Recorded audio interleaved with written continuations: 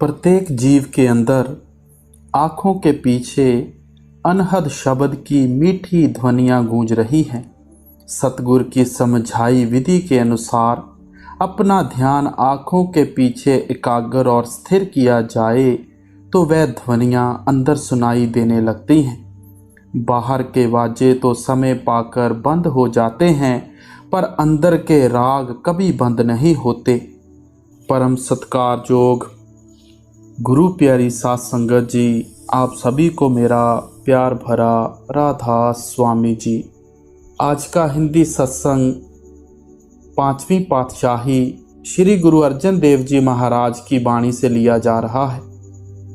सत्संग जो रोज़मर्रा की ज़िंदगी हम जी रहे हैं उसके ऊपर होगा। संत महात्मा समझाने में कोई कमी नहीं छोड़ते। आइए आज का बड़ा ही रूहानियत से भरा सत्संग श्रवण करते हैं। सत्संग के वचन। बिखे बन फीका त्यागरी सखिए, नाम महारस पियो। बिन रस चाखे बुढ़ गई सगली, सुखी न होवत जियो। बात यह है कि मनुष्य को सृष्टि का सबसे उत्तम जीव माना जाता है। मनुष्य की वड्याई दो बातों में है। पहली यह कि कुल मालिक ने इसे अंदर बुद्धि या विवेक का गुण रखा हुआ है। इस गुण के सहारे इंसान सही गलत अच्छे बुरे की पहचान कर सकता है और अपनी हालत सुधारने का उपाय कर सकता है। इंसान ने मायावी जगत में जो भी तरक्की की है बुद्धि के सहारे ही की है।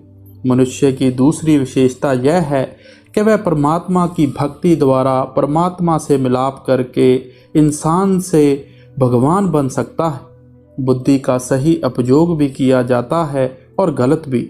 जैसे छुरी से फल भी काटा जा सकता है और किसी का गला भी। इंसान कौमों, मजहबों और मुल्कों की बर्बादी के जो भी सामान पैदा करता है बुद्धि द्वारा करता है। इसी तरह परमार्थ में बुद्धि सहायक भी हो सकती है और रुकावट भी बन सकती है। संत महात्मा हमें आत्मा और परमात्मा के रिश्ते के बारे में समझाते हैं। वे आत्मा और परमात्मा के मिलाप के रास्ते में आने वाली रुकावटों का वर्णन करते हैं। वे हमें संसार और इसके शक्लों पदार्थों की असलियत समझाते हैं और परमात्मा से मिलाप के सच्चे मार्ग का ज्ञान देते हैं। यह सब कुछ बुद्धि के स्तर पर होता है। हम ग्रंथों शास्त्रों में दिए गए उपदेश को भी बुद्धि द्वारा ही समझने की कोशिश करते हैं। हम परमेश्वर प्राप्ति के गलत या सही साधन और अधूरे या पूर्ण महात्मा की परख भी बुद्धि द्वारा ही कर सकते हैं और करते भी हैं। बुद्धि द्वारा सच्चे गुरु की पहचान कर पाना असंभव है, पर शुरू में बुद्धि को संतुष्ट करना जरूरी है। अगर हम बिना पूरी खोज और बुद्धि की तसल्ली के मार्ग और गुरु का चुनाव करते हैं तो मन डामाडोल रहता है और हमारे लिए सही रास्ते पर चलना और तरक्की कर पाना मुश्किल हो जाता है। यह ठीक है कि परमार्थ में सोच विचार और बुद्धि से काम लेना चाहिए, पर मन बुद्धि की अपनी सीमा है। गुरु नानक देव जी कहते हैं, सहज सियाणपा लख होए ता इक न चले नाल। कि बुद्धि संसारिक सफलता का साधन बन सकती है, लेकिन अगर हम चाहें कि मन बुद्धि द्वारा उस अलख अगम अथाह अपार प्रभु को प्राप्त कर लें तो यह संभव नहीं। इसी तरह ग्रंथों शास्त्रों का अध्ययन हमें परमार्थ के अनेक भेद समझाने में सहायता देता है, पर जब तक हम कुछ पढ़ते सुनते हैं उस पर अमल नहीं करते तब तक पढ़ने लिखने का कोई फ़ायदा नहीं। आप कहते हैं, पढ़िए मूर्ख आखिए जिस लब्बू लोभ अहंकारा। गुरु नानक साहिब ने अपनी वाणी में कहा है। हजरत सुल्तान बाहू समझाते हैं, लख हजार किताबां पढ़ियाँ जालम नफस ना मारदा हूँ। आप कहते हैं, इश्क अकल विच मंजल भारी सैया कोहां दे पाड़े हूँ, जिन्ना इश्क खरीद ना कीता दोही जहानी मारे हूँ। परमार्थ में प्रेम, विश्वास, बिरह और तड़प द्वारा सुरत को अंदर नाम से जोड़कर साक्षात अनुभव प्राप्त करने की बढ़ाई है, बाहरमुखी इल्म अकल की नहीं।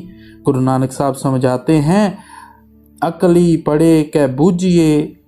बुद्धि का असल उद्देश्य यह है कि जो कुछ भी हम ग्रंथों, शास्त्रों और सत्संगों में पढ़ते सुनते हैं, उससे लाभ उठाकर उस परम सत्य को अंतर में प्राप्त करने की कोशिश करें, नहीं तो हमारी बुद्धि व्यर्थ है। अगर हम अभ्यास के द्वारा अंदर जाने की बजाय बाहरमुखी वाद विवाद में उलझे रहे तो हमारी बुद्धि लाभदायक होने के स्थान पर हानिकारक सिद्ध होती है। अब आपने वाणी शुरू की, बिखे मन फीका त्यागरी सखिए, नाम महारस पियो। संत महात्मा कामिल फकीर आकर दुनिया में पुकारते हैं कि आओ, आप सभी इस दुनिया के विषय वकारों के जंगल में भटक रहे हो। जय रस नाशवान है। अगर कोई हमेशा रहने वाली लज्जत है तो वह भक्ति की है। ऐ रूह, तू इस जंगल से बाहर निकल आ, तेरे अंदर नाम है, तू उसकी लज्जत ले। तू किस बात की चिंता में फंसी हुई है? अब देखें तो चिंता सर्वव्यापक रोग है। सारा संसार चिंता रूपी आग में जल रहा है। गुरु नानक साहब कहते हैं, चिंतत ही दीसे सब कोई। एक अन्य प्रसंग में गुरु अर्जन देव जी कहते हैं, जिस ग्रह बस्तो तिसे ग्रह चिंता, जिस ग्रह थोरी सो फिरे भ्रमता। किसी को पैसा कमाने की चिंता है, किसी को संतान ना होने की चिंता है, तो कोई संतान के कारण अनेक प्रकार की चिंताओं में ग्रस्त है। किसी को लड़कियों की शादी की चिंता है, तो कोई विधवा बहू की चिंता से परेशान है। व्यापारी व्यापार से संबंधित, किसान खेती से संबंधित और विद्यार्थी पढ़ाई से संबंधित चिंताओं से परेशान है। जिन्हें ऊंची पदवियां नहीं मिलती वे तो चिंतित हैं ही, लेकिन जिन्हें ये पदवियां मिल जाती हैं वह भी अनेक प्रकार की चिंताओं में ग्रस्त है।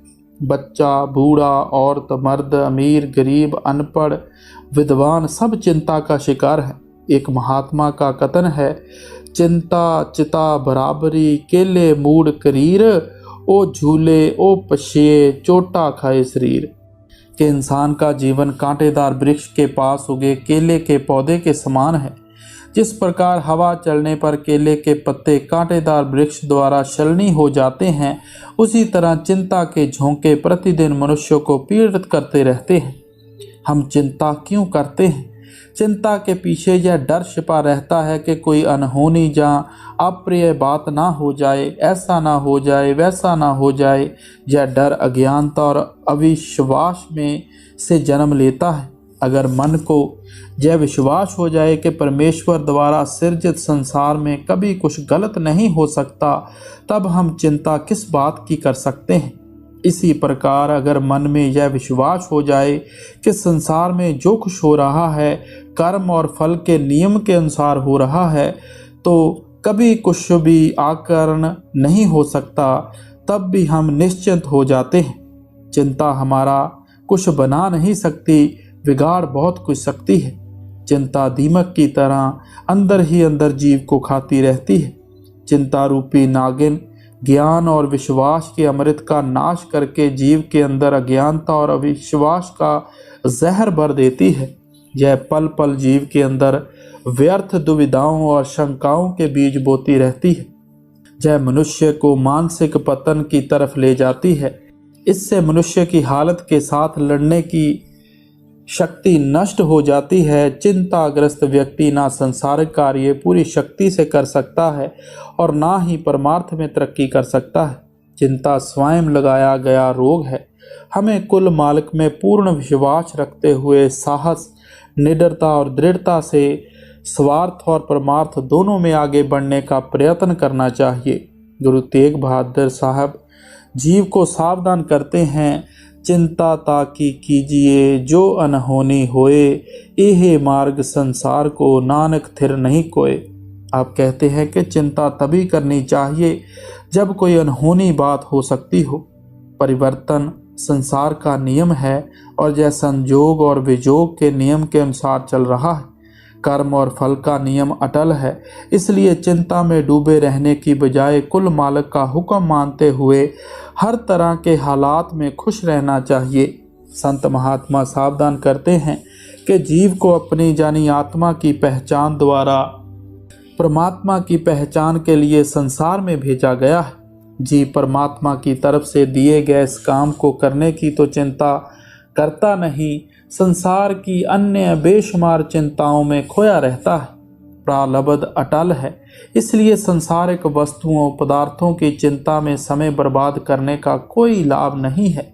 कबीर साहब कहते हैं, शुभ और अशुभ कर्म पूर्बले, रत्ती घटे ना बड़े, होनहार होवे पुन सोई, चिंता काहे करे। कर्म की जननी इच्छा है और इच्छा की पूर्ति की चिंता दुखों की जननी है। जब तक हम इच्छा और वासना से मुक्त नहीं होते, तब तक दुखों और चिंताओं से भी मुक्त नहीं हो सकते।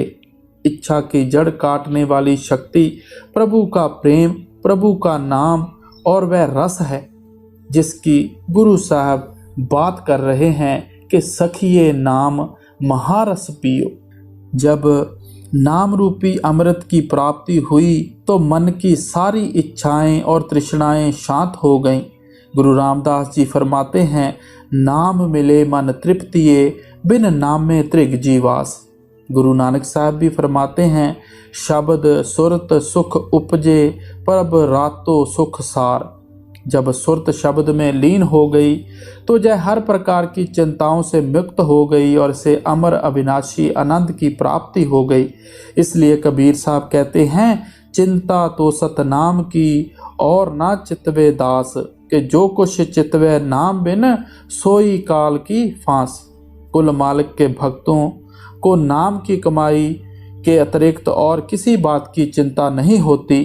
गुरु अर्जन साहब की वाणी है, तिस भाणा ता सब फल पाए, चिंत गई लग सतगुर पाए।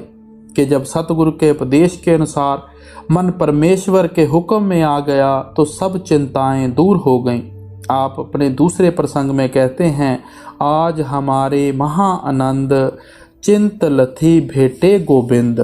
गुरु अमरदास जी भी यही कहते हैं, चिंता मूल ना होवई, अचिंत वसे मन आई। जब मन में परमेश्वर का निवास हो जाता है तो जीव हर प्रकार की चिंताओं से मुक्त हो जाता है। एक महात्मा का वचन है, फिक्र करेंदे बावरे, जिक्र करेंदे साध, उठ फकीरा जिक्र कर, फिक्र करेगा आप। कुरान शरीफ में खुदा कहता है, मैं उनका जिक्र करता हूँ जो मेरा जिक्र करते हैं।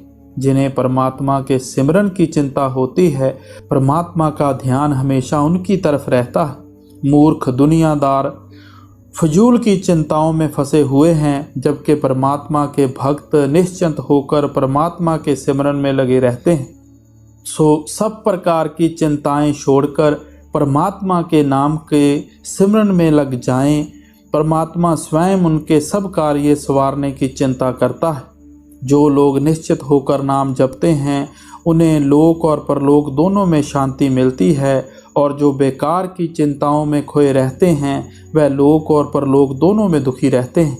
स्वामी जी महाराज की वाणी है, तुम्हारी चिंता में मन धारी, तुम अचिंत रह धरो प्यारा।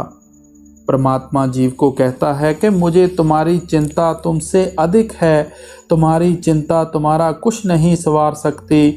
तुम सिर्फ इस बात की चिंता करो कि तुम्हारे अंदर मेरा प्रेम भरोसा भरा रहे। यदि तुम्हारे अंदर मेरा प्रेम भरोसा है तो तुम्हें दूसरी किस बात की चिंता करने की ज़रूरत नहीं।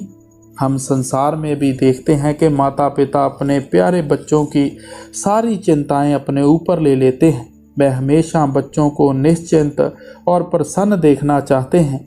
इसी तरह वह परम दयालु पिता हमारे चिंता करने से नहीं, हमारे प्रेम और भरोसे से प्रसन्न होता है। चिंता अविश्वास की निशानी है। जहाँ प्रेम होता है वहाँ पूरा भरोसा होता है। जिस हृदय में प्रभु का प्रेम और प्रभु का विश्वास भरा हुआ है, उस हृदय में चिंता के लिए कोई स्थान नहीं हो सकता। वो नाम का रस रोज चखता है। अब वाणी क्या कहती है, बिन रस चाखे बुढ़ गई सगली, सुखी ना होवत जियो। वह आबे हयात, वह अमृत इसके अंदर बरस रहा है। इस लज्जत को हासिल किए बिना सारी दुनिया की रूहें मालिक से दूर हो रही हैं। जो आबे हयात है वह अंदर माया पिए जा रही है। यह जितनी दुनिया है सभी खाली जा रही है, खाली आई और खाली चली गई। इसको कोई सुख ना हुआ, अर्थात सबके अंदर आबे हयात है। वह असली खुशी है लेकिन अफसोस के दुनिया अंदर नहीं जाती, खोज नहीं करती। मान महत ना साकत ही, काई सादा दासी थियो। कहते हैं कि जब तक इसको कौम का, जात का, दुनिया की दौलत का अहंकार है, तब तक यह अंदर नहीं जाता। जो नम्रता है, यह भी भक्ति है, यही मालिक को प्यारी है। यहाँ जोर का काम नहीं है, हुकूमत का काम नहीं, दीनता और आजिज़ी का काम है। कबीर साहब कहते हैं, सुखिया सब संसार है, खावे और सोवे, दुखिया दास कबीर है, जागे और रोवे। सारा संसार खाता है और आराम की नींद सोता है। मैं सारी रात जागता और पुकार करता हूँ कि हे मालिक दया करो, पर्दा खोलो। अब बात यह है कि शरीर की ताजगी के लिए आराम और नींद जरूरी है, लेकिन अधिकतर लोग ज़रूरत से ज़्यादा सोते हैं। संतों महात्माओं ने कम सोने, कम बोलने और कम खाने को परमार्थिक उन्नति के लिए सहायक माना है। दुनियादार सारी रात सोकर सारा दिन माया के धंधों या गपशप में व्यर्थ गंवा देते हैं। बाबा फरीद कहते हैं, फरीदा चार गवाया हंड के, चार गवाया सम, लेखा रब मंगे सिया, तू आहो केड़े कम।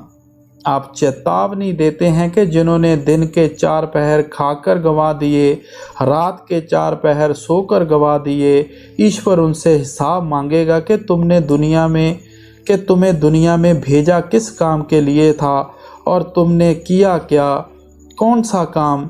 जिन भाग्यशाली जीवों को संसार में आने का असली मनोरथ याद है और यह पता है कि मौत हमेशा सर पर खड़ी है, वे कभी बेफिक्र होकर नहीं सोते। उनको हमेशा अपने जीवन के वास्तविक उद्देश्य यानी परमात्मा की प्राप्ति की फिक्र रहती है। बाबा फरीद जी कहते हैं, फरीदा रात कथूरी वंडिये, सुत्या मिले ना भाओ, जिना नैन निंद्रावले, तिना मिलन को आओ। आप समझा रहे हैं कि रात के समय उस प्रभु की दरगाह से नाम की कस्तूरी बांटी जाती है। यह केवल उन भाग्यशाली जीवों को ही मिलती है जो उस समय सचेत होकर प्रभु भक्ति में लगे होते हैं। नींद में खोए लोगों को कुछ भी हासिल नहीं होता। प्रभु भक्त प्रभु की याद में रात भर जागते हैं।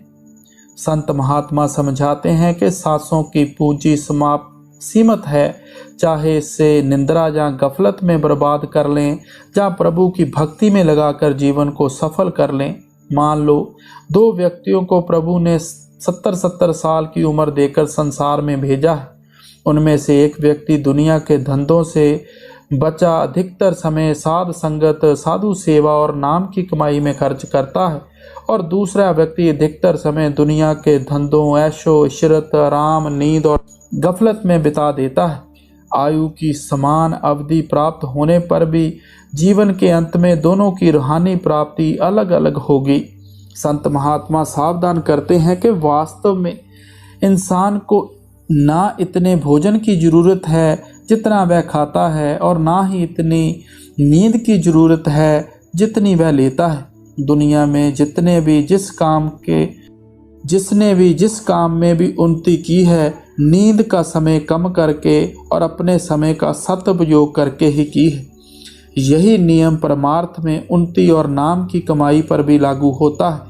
शरीर की ज़रूरत के अनुसार हर किसी को अपने लिए नींद का समय तय करना चाहिए, लेकिन भोजन और दैनिक जीवन को थोड़ा सा निरंतर करने से नींद का समय घटाकर भजन सिमरन का समय बढ़ाया जा सकता है। जितना अधिक जागते हैं उतनी नाम की कमाई में सहायता मिलती है, और जितनी अधिक नाम की कमाई करते हैं उतनी ही नींद की ज़रूरत कम हो जाती है।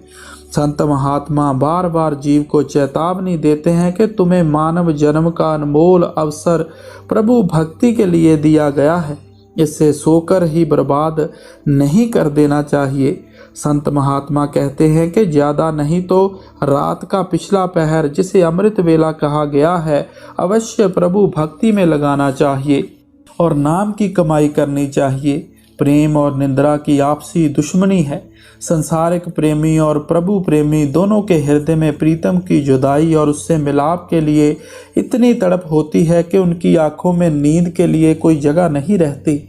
संतों महात्माओं ने आत्मा की परमात्मा के प्रति गफलत को भी नींद का नाम दिया है।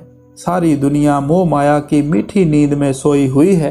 संत जन अचेत, अज्ञानी और गाफिल जीव को मोह माया, अज्ञानता और सांसारिक प्रीति की नींद से जगाते हैं। जो व्यक्ति संसार की तरफ से जाग रहा है लेकिन परमात्मा की तरफ से सोया हुआ है, वह जीवन का वास्तविक उद्देश्य कभी भी प्राप्त नहीं कर सकता। जीवन की बाजी वह जीत नहीं सकता जो परमात्मा की तरफ से जाग रहा है। नानक से दर स्वभाव ते जो प्रभ अपने कियो। इस दुनिया में उनका आना सफल है जो पर्दा खोलकर परमात्मा से मिल गए, मालिक के दरबार में पहुंच गए। वह मनुष्य जन्म सफल कर गए जो अपनी रूहों को सच्चे परमात्मा के दरबार में ले गए। उनका दुनिया में आना गिनती में है।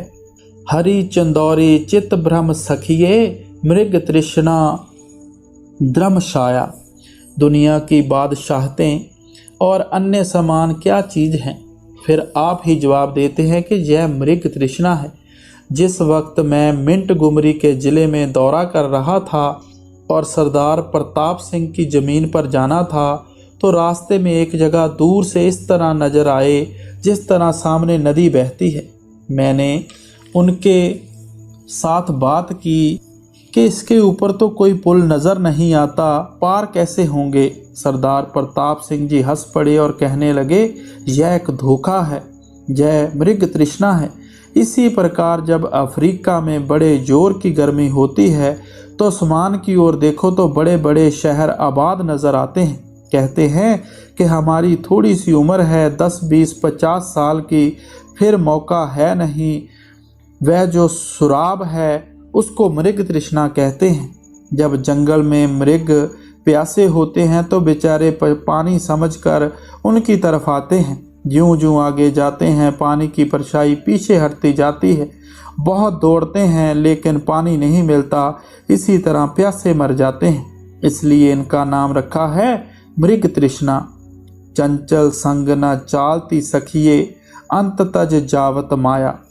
यह जो कुछ भी नजर आता है सब मृग तृष्णा है। इसने किसी के साथ नहीं जाना। यह दुनिया को भोगने आया, दुनिया ने इसको भोग लिया। इस दुनिया ने करोड़ों खाए और करोड़ों खाएगी। रस भोगण अत रूप रस माते, इन संग सुख ना पाया। मनुष्य ने इस दुनिया की बादशाहतें, सुंदरताओं, अच्छे अच्छे खानों और ऐशो इशरत में दिन बिताए लेकिन दिल को तसल्ली ना हुई। जब मौत आई तो नरकों को चल पड़ा। धन धन हर साध जन सखिए, नानक जिनी नाम ध्याया। इस दुनिया में आना उनका मुबारक है, धन्य है जिन्होंने अंदर पर्दा खोल लिया, मालिक के साथ मिल गए। नहीं तो जिस तरह कुत्ते बिल्ले खाते हैं इंसान भी खाते हैं। उनके भी बेटे बेटियां हैं, इंसान के भी बेटे बेटियां हैं। उनको नींद भूख प्यास तंग करती है, इंसान को भी नींद भूख प्यास तंग करती है। इंसान के अंदर क्या बढ़ाई है? ज्ञान। लेकिन अफसोस यह अंदर जाकर पर्दा नहीं खोलता, इसको ज्ञान प्राप्त नहीं होता। अब ज्ञान की बात करें तो ज्ञान दो प्रकार का है। ग्रंथों शास्त्रों को पढ़ सुनकर प्राप्त हुई जानकारी को वाचक ज्ञान, बाहरमुखी ज्ञान, अक्षरी ज्ञान, किताबी ज्ञान आदि कहा जाता है। इसके विपरीत रूहानी अभ्यास द्वारा आत्मा को परमात्मा में लीन करके परम तत्व का निजी अनुभव प्राप्त कर लेने को तत्व ज्ञान, आत्मज्ञान, सहज ज्ञान, पूर्ण ज्ञान या सच्चा ज्ञान कहा जाता है।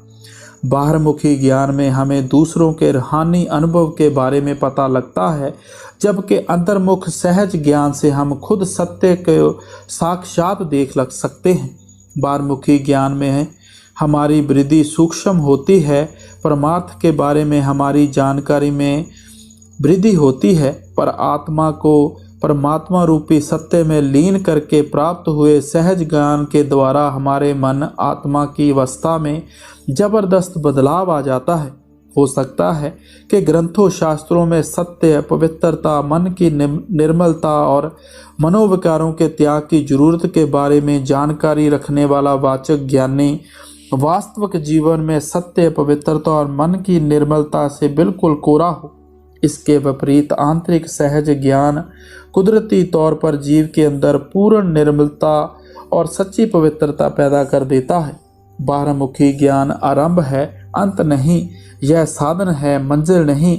मन और बुद्धि की तसल्ली के लिए इसका महत्व है, पर इससे लाभ उठाकर अंतर्मुख अभ्यास के द्वारा बाहरमुखी ज्ञान को निजी अनुभव में बदलना जरूरी है, क्योंकि असल रूहानी लाभ मन आत्मा की अवस्था बदलने से होता है। वाचक ज्ञानी मन माया के दायरे में कैद होता है। इसके विपरीत अपनी लिव उस कर्ता पुरुष या उसके नाम से जोड़ने वाला सच्चा ज्ञानी 3 गुणों की सीमा पार करके चौथे पद में पहुंच जाता है। वाचक ज्ञानी खुद मन, माया और काल के अंधकार में फंसा हुआ है। वह किसी दूसरे को इस अंधकार से कैसे पार ले जा सकता है? जो खुद भवसागर में गोते खा रहा है, वह किसी दूसरे की नौका को कैसे पार लगा सकता है? लाखों वाचक ज्ञानी एक जीव को अंतर्मुख सहज ज्ञान नहीं दे सकते, जबकि परमात्मा में अभेद हो चुका एक सच्चा ज्ञानी लाखों ज्ञानियों को सच्चा ज्ञानी बना सकता है। पूर्ण संत कहते हैं कि शब्द या नाम प्रभु का रूप है, इसलिए शब्द का ज्ञान ही सच्चा ज्ञान है। शब्द या नाम आत्मा को परमात्मा से मिलाने का साधन है, इसलिए शब्द या नाम का ज्ञान स्वयं प्रभु का ज्ञान है। गुरु नानक साहब की वाणी है, ज्ञान ध्यान धुन जानिए, अकथ कहावे सोई, सफल्यो बिरख हरियावला शाव घनेरी होई। प्रभु के दरबार से आ रही शब्द की ध्वनि से लिव जोड़ना ही सच्चा ज्ञान है। गुरु अर्जन देव जी कहते हैं, ब्रह्म ज्ञानी का भोजन ज्ञान, भाव प्रभु का सच्चा भक्त शब्द या नाम रूपी भोजन को ग्रहण करता है। गुरु नानक साहब जपजी साहब में कहते हैं, भगत ज्ञान दया भंडारण, घट घट बाजे नाद। जोगियों के मठों पर भंडारण जो पदार्थ बांटती है उसे भुगत कहा जाता है। आप समझाते हैं कि वह प्रभु सच्चा भंडारी है, वह हर पल शब्द का सच्चा भोजन बांट रहा है।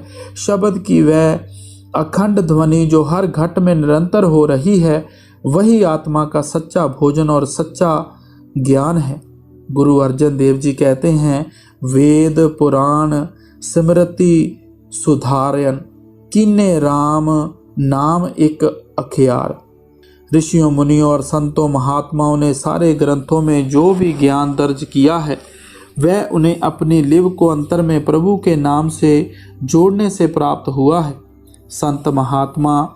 संतों महात्माओं ने भक्ति मार्ग और ज्ञान मार्ग का अंतर स्पष्ट करते हुए भक्ति मार्ग की महिमा की है, क्योंकि भक्ति जीव को सच्चे ज्ञान का अधिकारी बनाने वाला सहज मार्ग है। ज्ञान मार्ग कठिन घाटी है, जय तलवार की धार की तरह तेज है। ज्ञान मार्गी मन बुद्धि के द्वारा यह दृढ़ करने का यत्न करता है कि आत्मा मन और इंद्रियों से भिन्न है। वह अहम ब्रह्मा जहाँ सौ का नारा लगाता है। यह इसी तरह है जिस तरह कोई भिखारी राजा होने का झूठा दावा कर रहा हो। इसके विपरीत भक्ति मार्ग पर चलने वाले जीव को सतगुरु की प्रेम और दया भरी संगत प्राप्त होती है। उसको गुरु मंत्र का सिमरन करने, सतगुरु के स्वरूप का ध्यान करने और शब्द धुन को सुनने का आनंद प्राप्त होता है। वह मन आत्मा को शब्द में लीन करके पहले मन को शरीर से और आत्मा को मन से अलग करता है और फिर आत्मा को परमात्मा में लीन करके सच्चे ज्ञान का अधिकारी बन जाता है। यह ज्ञान मन बुद्धि पर नहीं, आत्मा के निजी अंतर्मुख अनुभव पर आधारित है। इस सहज ज्ञान की प्राप्ति अपनी आत्मा को परमात्मा में अभेद कर चुके पूर्ण पुरुष की सहायता और उस कर्ता पुरुष की दया मेहर द्वारा होती है। जाए वसो बड़ बागणी सखिए, संता संग समाइए। आँखों तक यह कब्र है, आप सभी कब्र में बैठे हो। उचित यही है कि इस कब्र में से निकलकर आँखों के ऊपर जाओ। जब सूर्य चंद्रमा तारों को पार करके ऊपर आओगे तो वहाँ संतों का नूरी स्वरूप है। कहते हैं कि अपने आप को उनके चरणों तक पहुँचा दो, यह आपका स्थूल शरीर है, लेकिन वहाँ सूक्ष्म शरीर होगा। इससे ऊपर संत तुम्हें तुर्यापद, फिर ब्रह्मा, फिर पार ब्रह्मा में ले जाएंगे। वह अति शांति और खुशी का देश है, वहाँ संतों की आबादी है। यह आलमे नफसानी है, वह आलमे रूहानी है। यह अति पवित्र देश है, जहाँ जो रूहें रहती हैं वे पवित्र हैं। मुर्शदे कामल को साथ लेकर उस समुंदर के बीच में अपनी रूह के कतरे को वलीन कर दो। तह दुख ना भूख ना रोग व्यापे, चरण कमल लिव लाइए। जब आप मुकामे हक या सचखंड पहुँच जाओगे, वहाँ क्या है? वहाँ ना जन्म है, ना मरण है, ना रंज है, ना खुशी है, ना दुख है, ना सुख है। जो कुछ उस देश की शांति और लज्जत है, वह इस दुनिया में नहीं, बल्कि उसका ख्याल भी नहीं आ सकता। एक फकीर कहता है, कारा के खबर शुग खबरश बाज नियामद, कि जिस किसी को उसका पता लगा, उसको अपना पता भी नहीं रहता। वहाँ जाकर रूह सुहागिन हो जाती है, कतरा समुंदर में मिलकर समुंदर हो जाता है। यही मौलवी रूम साहब फरमाते हैं, क्यों शबी महरम कुशाइम बारे लब ताब बीनी आफ्ताबे नीम शब, कि अगर तुम आधी रात को सूर्य देखते हो तो मेरे साथ बात करो। आधी रात को सूर्य किसको नज़र आता है? जो रूहानी मंजिलों पर जाते हैं, जिनकी रूह ब्रह्मा पार ब्रह्मा के देशों में जाती है। फिर कहते हैं, जुज रहाने पाक रू रा शरकने, दर तुलाश रोजो शब का करकने। जो रूहानी मंजिलों पर जाते हैं, उनकी हालत ऐसी होती है कि आधी रात को सूर्य चढ़ता है और दिन रात में फ़र्क नहीं लगता। इंसान के अंदर बेशुमार नदियाँ, पहाड़ और जंगल हैं, जिनका ख्याल करके ही रूह हैरान हो जाती है। यह हमारी दुनिया उस त्रिकुटी के मैदान में ऐसे हैं जैसे समुंदर में एक बाल। तह जन्म ना मरण ना आवण जाना, निश्चल सरणी पाइए। वहाँ परमात्मा के साथ रूह का मिलाप हो जाता है। जब रूह सतनाम में पहुँच जाती है, वहाँ ना दुख ना क्लेश ना जन्म ना मरण है, ना आना है ना जाना है। प्रेम विशो ना मोह व्यापे, नानक हर एक ध्याये। उस देश में प्रेम ही प्रेम है, वहाँ ना मोह है ना विजोग है। कहते हैं कि यह अजीब चीज़ है कि आप सबके अंदर है। पूरे सतगुरु अंधविश्वास नहीं दिलाते, अर्थात वह यह नहीं कहते कि आपको अगले जन्म में सतपुरुष मिलेगा। एक आदमी किसी तीर्थ को जा रहा था। किसी ने पूछा, भाई तू कहाँ जा रहा है? कहता है, मैं पुष्कर राज जी रहा हूँ। उसने पूछा कि पुष्कर राज में स्नान करने का क्या महत्व है? कहता है, अगला जन्म मनुष्य का मिलेगा। तो उसने कहा, क्या अब तू गधा है? जो कुछ करना है अब कर लो। दुष्ट धार मन बेदया, प्यारे रतड़े सहज सुभाए। फरमाते हैं, जिन्होंने अपने अंदर दर्शन कर लिए हैं, रूहानी मंजिलों पर चढ़ गए हैं, उनकी रूहें सहज समाधि को प्राप्त कर गई हैं। अर्थात वह सहज समाधि जो सचखंड में जाकर मिलती है, उसके रंग में यहाँ ही रंगे गए हैं। सेज सुहावी संग मिल प्रीतम, आनंद मंगल गुण गाए।